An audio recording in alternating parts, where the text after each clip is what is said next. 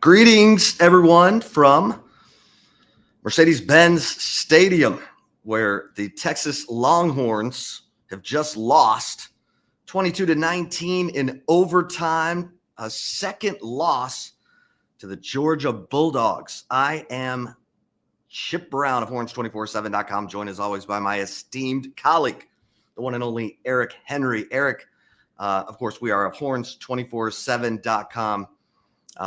You can probably see Kirby Smart over my shoulder, still talking in his post-game comments. We got scoreboards and all kinds of things flashing in here. That's why I look like I'm in a rave party. But Eric, the SEC championship goes to the Georgia Bulldogs, who were able to answer a Burt Auburn field goal in overtime with a 4-yard Trevor Etienne touchdown run that ends the game. And this was a choppy game, to say the least. Texas led 3-0 after the first quarter, 6-3 at halftime, but struggled to get anything going in the running game. In fact, the results were almost identical to the first meeting, when Texas ran it 27 times for 29 yards. I think they finished with 28 runs for 31 yards in this game. But it's not like Georgia was doing a whole lot on offense either. But Trey Moore knocks Carson Beck, the starting quarterback, out of this game on a strip sack on the final play of the first half, Eric. And in comes Gunnar Stockton, who finishes this game 12 of 16 passing for 71 yards, no touchdowns, and 1 interception by Jahdae Barron that kept the Texas Longhorns in this game in regulation. But Eric, your thoughts on this 22-19 loss to Georgia in the SEC championship? Chip, I don't know which game is more disappointing if you're a Texas fan. 30-15 was one that you saw the offense play uncharacteristically bad for 2.5 quarters until they really got things going. This time around, it almost feels even tougher to swallow, because the offense, Chip, there's a point in time in this game, and I don't have my note on me, so apologies, but there's a time in this game, Chip, where Texas was outgaining Georgia like 3-1. And that was well into, the first half and opening the second half, right? Yeah, Matt Golden had 100 yards receiving after the first quarter. There you go, right? So what this game came down to was Texas's inability to close drives with touchdowns. There's no two ways about it. Some folks could look at, Burt Auburn and say, oh, well, I even saw a couple comments on the board before we started this saying, oh, Texas needs to invest in a kicker, so on and so forth. Two things can be true. Okay, Burt Auburn, you would have liked him to have made ideally both of those attempts, but at least one, right?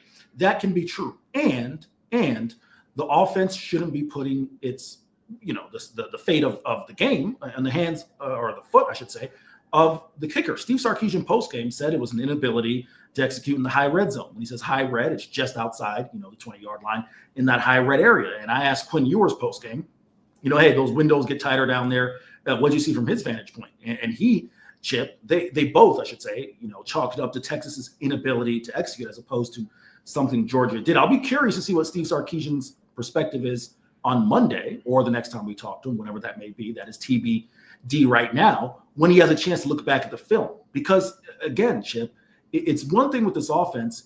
Texas's red zone, believe it or not, they're like 88th in the nation, right? And that's in scoring percentage, which includes touchdowns and field goals. If you subtracted the field goals and you just looked at the touchdowns, they'd be something like 101st, 102nd in the nation in terms of scoring percentage with touchdowns. The fact of the matter is, it's tougher to score in those areas, Chip. That's why I wrote the story I did earlier this week about what if this game comes down to 2-point conversions, right? Because first off, I couldn't have predicted it was going to go into overtime. But when you start a drive on the 25-yard line, it's so tough. And again, Texas's defense gave the offense opportunities. I'll pass it back to you on this. It was the thing I talked about on the flagship earlier this week, and I've talked about it in other platforms. I felt that Texas's defense would need to provide Texas's offense with more opportunities, right? Just in the event that they aren't able to either Either they start slow or they aren't able to kind of find their footing and cash in, those opportunities. And that's what we saw tonight, Chip. The Texas's best field position, I think the drive started at what? Georgia's 39 in the third quarter? After a beautiful 26-yard punt return from Silas Bolden, and they got nothing. Chip, that's the complementary football that Steve Sarkisian talks about, right? The special teams complementing the offense in terms of starting to drive, defense doing things of that nature. The offense couldn't capitalize. You start to drive the 39-yard line, you go 5 plays, 6 yards, you have to settle for a field goal attempt, which is missed. In my mind, that's not something, that is the something that Texas has to get fixed between now and what will now be basically a first-round matchup. Texas is going to be at home. We don't want to get too far ahead of ourselves, but it's going to be a first-round matchup with DKR, and Texas needs to get that fixed, Chip. Yeah. They will learn. Texas will learn its fate in the college football playoff, obviously Sunday, when the College Football Playoff Committee announces its final rankings. But, Eric, as you said, Texas will host a college football playoff game, which will be exciting. It's not as exciting as having a bye. Eric, a couple things on what you just said. Sure. Because I looked over at you during the game. They get the punt return from Silas Bolden to the Georgia 39. And after a 12-yard completion on first down, they didn't run the football, not once, right, on that possession. And it ended up, there was almost an interception. Quinn missed DeAndre Moore on a corner route. He was open. And they end up kicking a 51-yard field goal because Quinn got sacked on third down. If you're playing possession football and you're trusting your defense, and we heard earlier in the season Steve Sarkisian talk about, we just need to move the ball forward. I know it wasn't a great night running the football, but there were some successful runs. Do you just want to try to get your kicker into position? So he ends up missing the 51-yarder. And then it's damned if you do, damned if you don't on the other miss, because Bert Auburn hit the field goal from 37 yards. But, oh, wait, there's a false start penalty on Malik Agbo that pushes the kick back to the 42. We know Auburn he's 8 of 8 inside 40 yards. You got to try and get him inside 40 yards. He hit both of his field goals tonight inside 40 yards. He misses from 42 yards. And of course, they lose this game, a game that was tied 16-16 at the end of regulation. You could have used one or both of those field goals. And so, it's one of those tough, you're right. This is a much tougher loss to digest because you were this close. And there were some really odd things in this game. Obviously, Texas got flagged 11 times for 94 yards. Some of those were really questionable. A roughing call on Anthony Hill where he barely, makes contact with the quarterback. A couple of holding calls that were very, very on the edge. I mean, if you're going to call holding, you can call it every play if you want. Texas gets called for 3 holding calls in the first half. Georgia doesn't get called for a single holding call. Georgia ends up getting flagged 5 times for 49 yards. Again, Texas flagged 11 times for 94 yards. Some of those calls were absolutely accurate, but I just got to say something real quick before I hand it back to you, Eric, about the Texas defense, because for the second time against Georgia, they hold the Bulldogs under 300 total yards. They forced 2 turnovers. They post 10 tackles for loss, 3 sacks, and 1 sack from Colin Simmons, another from Michael Taff, in addition to the strip sack by Trey Moore, who now has 5 straight games with a tackle behind the line of scrimmage. Again, that strip sack is the one that knocked Carson Beck out of the game. This Texas defense, the interception by Jahdae Barron with 2 minutes and 30 seconds left as Georgia's driving to extend its lead. That interception allows Texas to move down the field and kick the tying field goal by Bert Auburn that sends the game into overtime at 16-16. This Texas defense played its heart out, and it's just tough that the Texas offense couldn't couldn't find a rhythm. After converting 3 of 5 third downs to start the game, Texas finishes 6 of 18 on third down conversions. So again, an uneven performance from the offense, some missed opportunities, the penalties.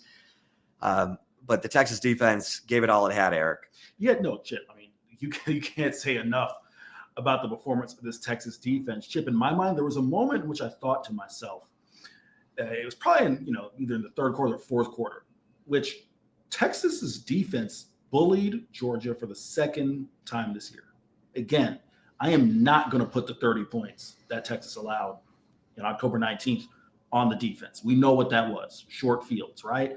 But Chip, I understand that this isn't the Georgia team of maybe years past, right? And maybe I should hesitate in saying that because as I'm looking at the scoreboard, it says Georgia SEC champs. So who am I to say they're not the Georgia team of years past, right? But Texas's defense held its own twice this year in which they took it to them. I mean, when you knock the quarterback out of the game, that's an attitude type play. Of course, you never want to see Carson Beck get hurt. We'll see what his status is. But when you're stifling the other team's offense the way they were, and then you close the half by saying, all right, you want to try to get the Hail Mary off? No, we're just going to knock your guy out if that's what you think is going to happen.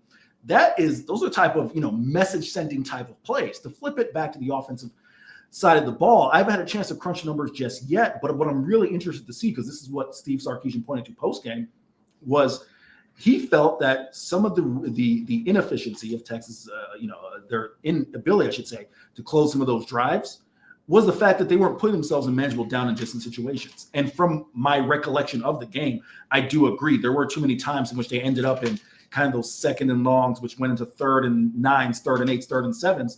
They're just too hard to convert, and then you end up in situations where you're settling for field goals. What I will say is this, Chip, if memory serves me correct, and I'll look it up here right now, I think the first 2 of Bert Auburn's field goals were less than 35 yards. I'm looking at it right here. They were 41 and 42, right, and 37 and 32. So really it's the 37 and 32, the 32-yard one, of course, in overtime, but the 37-yard one, that's worse because then you're deeper into that high red area, if not reaching the red zone, right? You get the 41, 42-yard range, at least you probably the 25, 26-yard line, but still, you have to find a way to turn those possessions into 7 points, especially when you're playing a game against Georgia, Chip, that it's going to be field position. It's going to be turnovers. It's going to be time of possession. All of those little things that matter, they add up. And quite frankly, it's what happened here tonight. Yeah, and we knew going in that special teams, the check mark would go to Georgia because of their punter, Brett Thorson, who, did his usual thing, but then he gets hurt. And Georgia runs a fake punt, a successful fake punt. This would have been a 3-and-out right after Texas scored a touchdown on the catch and run touchdown pass from Quinn Ewers to DeAndre Moore. And this would have been, and that tied the game. And Georgia executes a perfectly planned, well-executed fake punt. It ends up being a little pop pass on an end around to Arian Smith. Eric, instead of a 3-and-out, Georgia extends a drive that ended up being 16 plays, 72 yards, and took 9 minutes and 22 seconds off the clock. I felt like the Texas defense got totally worn down on that drive. Georgia, they held Georgia to a field goal. Georgia went up 16-13 at the end of that 9+ minute drive, extended by the fake punt. But kudos to Kirby Smart. What a call. It was 4th down and 5 from their own 30. And they execute that fake punt. And it reminded me of the 3rd and 10 that Texas gave up in the first meeting. That was really, it extended the only full-length drive of the game for Georgia. It was an 11-play, 89-yard drive that Georgia scored its only touchdown of the second half on. So, kudos to to Kirby Smart for that special teams play. Absolutely one of the plays of the game. And, Georgia only ran the ball.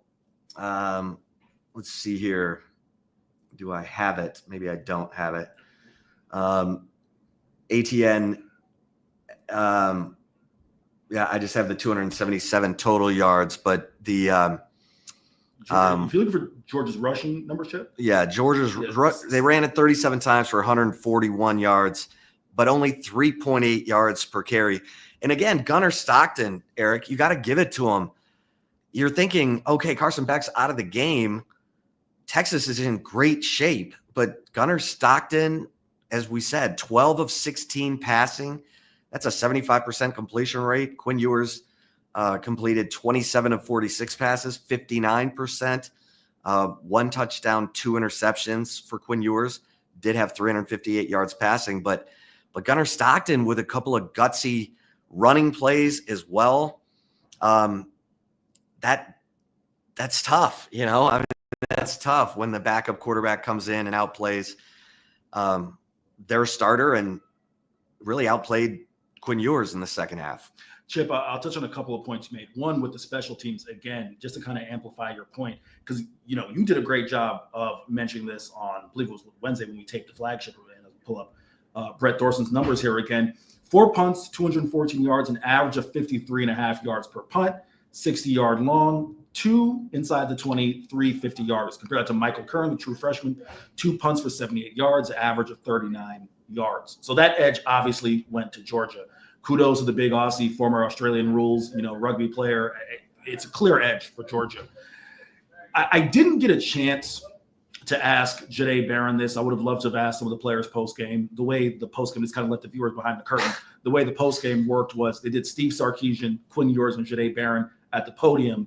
They had a quick breakout session by the locker room. Obviously, most of us, go to the podium, so we didn't get a chance to talk to any of the defensive guys. I would have loved to have asked them, hey, did Gunnar Stockton kind of make a difference, a guy coming in, right? And I know typically, Chip, that wouldn't be the question to ask, because you take a look at Beck and Stockton. It's not like one guy's a pocket passer, the other guy's, some Michael Vick, kudos to being here in Atlanta, that's the reference, being some Michael Vick, dual threat, right? But Stockton clearly, at least his game right now, Chip, and you let me know if you think this is a fair or foul assessment. It's a little more like, hey, just junk, just throw some stuff out there, right? You saw, Carson Beck's the guy who's going to try and beat you with his arm. Stockton's like, all right, that first reason there, we're tucking it. How many times did you see, Chip? And I thought this was kudos to Kirby Smart. Spread him out, 5 receivers twice. They ran QB draw with Gunnar Stockton, right? So even if he's not, fleet of foot, he's a guy who at least presented a little bit of a different dynamic. And I would have liked to have asked the Texas players if that kind of threw him off. Because, of course, you can only prepare for one guy, really. You're not preparing for the backup quarterback. I wonder how much that made a difference. But to your point, they found ways to get plays with him that, quite frankly, they weren't getting with Carson Beck. And I'm not here to say that, Gunnar Stockton's a better quarterback than Carson Beck at this point. But I think, again, to kind of amplify the point we've both been making on this broadcast, Texas has Carson Beck's number. They have Georgia's offense's number.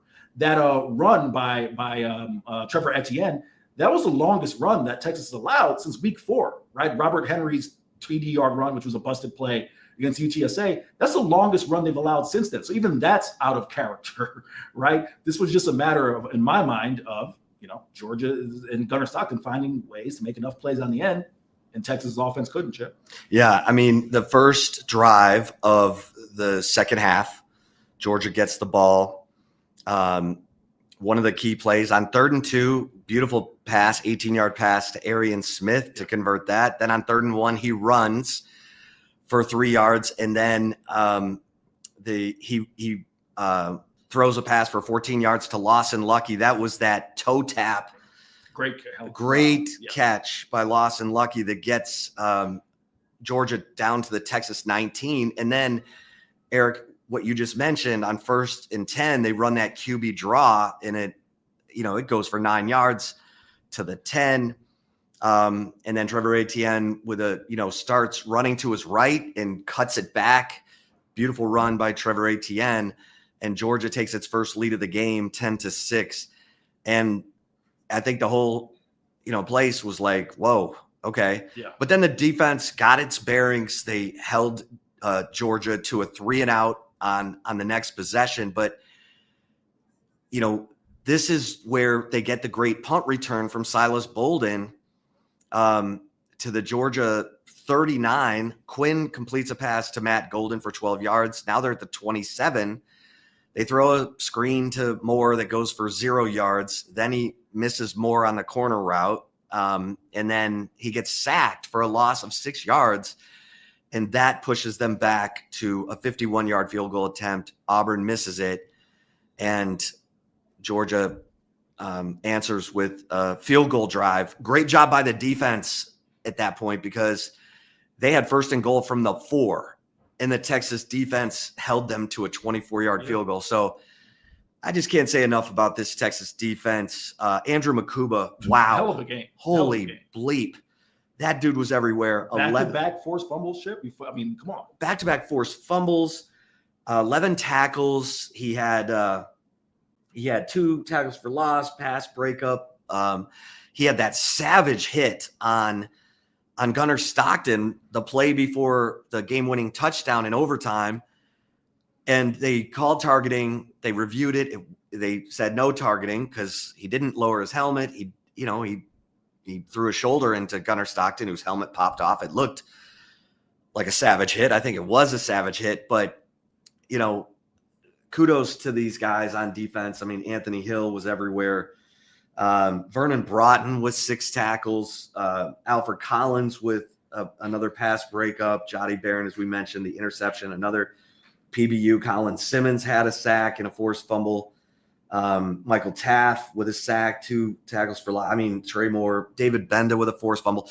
The ball didn't bounce Texas's way, Eric. There were 2 forced fumbles that Texas couldn't jump on, in that fourth quarter. And they were hitting hard, knocking the ball loose. They just couldn't, get the ball to bounce their way. What did you think of the interceptions thrown by Quinn Ewers? Because there was an early one right away where he throws it to Isaiah Bond, and it's supposed to be a back shoulder throw, but he kind of throws it upfield, which allows the Georgia defender to, collide with Bond. He misses it. The ball bounces right up into Dalen Everett's hands. Dalen Everett, my God, he loves playing Texas, I mean, he had the strip sack. He had an interception in game 1. He has 2 interceptions in game 2. He's the SEC championship game MVP.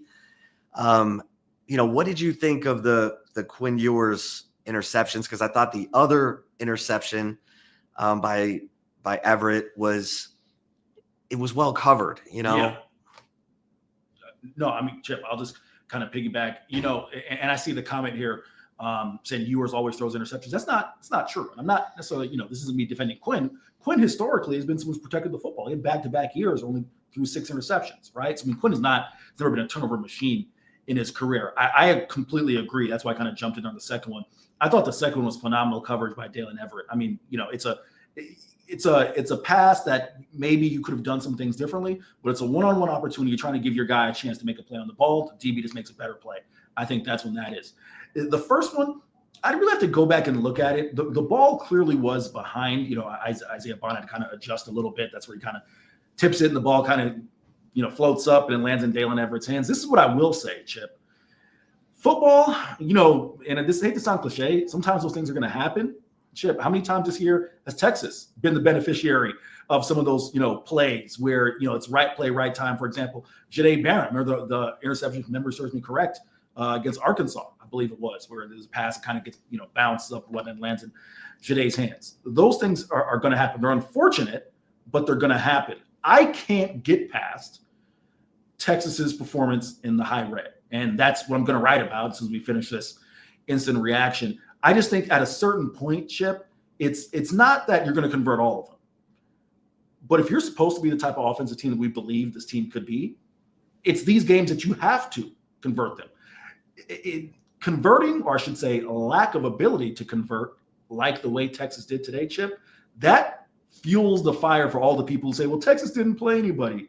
They beat up on a bad Michigan team, or they played Mississippi State. Those are the kind of things that feeds that narrative, right? That when you got to go in this type of environment, which this was a road game, Chip, you and I, we said it early on. This is about 75%, Georgia fans, 25% Texas. And to kind of give you an idea how loud this crowd was, this is an open air press box. There was a point where I turned to Chip, who was sitting next to me, and I'm having to yell at him, right? So I can only imagine what they're trying to communicate down around the field. But with all that being said, you got to be able to get those things done. You got to be able to at least walk away with one score. If you do that, we're probably having a different conversation right now.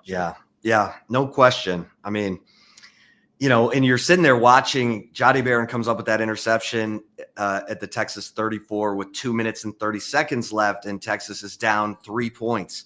And you're thinking, okay, here's your opportunity, Texas offense, to go win the game. And, it, as you said, Eric, they stalled out in the high red zone, and it ends up, being a field goal that Bert Auburn makes to extend the game to overtime. But that was your chance to put a stamp on it, go win the game, and you owe it to your defense in a lot of ways. At some point, this offense has to stand up and go win a game. And that was the perfect opportunity. They have 1st and 10 from the Georgia 14, and Quinn gets sacked for a 5-yard loss. They can't overcome it. He throws incomplete to Ryan Wingo. I don't know. It just you needed to answer right there. 1st and 10 from the Georgia 14. You gotta win that game, and they didn't do it. And that's the way it goes. Kudos to Georgia. There's certainly a talented defensive team. We know that from game 1. But if Texas is good enough, certainly defensively, Eric, to win the national championship, this offense has got to come through. We've been waiting all year for this offense to, against the elite teams and against the better teams. Let me put it that way. They certainly didn't show up against Georgia, and they had a chance. First down from the Georgia 14, with a chance to win the game, and they couldn't close the deal. And they got to get it figured out. We thought maybe the running game would help, because of the way that Texas had been running the ball the last really 4 games. But, Quintravian Wisner, he had 59 carries for 344 yards in the last 2 games against Kentucky and A&M. I thought Steve Sarkisian, there was no consistency to the running game. Felt like the Texas offense had a chance to get into rhythm after the first quarter, but they couldn't finish drives. Eric, like you said, I'm starting to repeat myself, so feel free to jump in here and cut me off with any closing thoughts. Yeah, Chip, I think we've pretty well summed it up. I'm just going to spin it forward and say this team has 2 weeks to figure it out. December 20th or December, I believe, for all the games, December 20th to 21st, that Friday and Saturday, right? So they're going to have 2 weeks to figure it out. Chip, how many times have you heard me say this? Steve Sarkisian, $10 million problems, right? Yeah. That's why you are the highest paid, at least highest paid state employee that I know of, right? So $10 million problems, you got to figure it out in 2 weeks so that you don't have these type of issues in the high red again. Yeah, and there were drops. There were some pass drops in critical situations or in the high red. Ryan Wingo had one, I believe, but they got to get it together, and let's see what Sark comes up with, because this was a winnable game. This absolutely was a winnable game. But hey, there was a ton of Texas fight there to the end. There's no question about it, because even the drive to the field goal at the end of regulation was a gutsy drive. 11 plays, 47 yards, 2 minutes and 12 seconds to get Bert Auburn into position to tie the game, send it into overtime. So a lot of Texas fight, just didn't have enough. So Eric, Texas loses the SEC championship 22-19 here in front of probably 70% of the crowd was Georgia.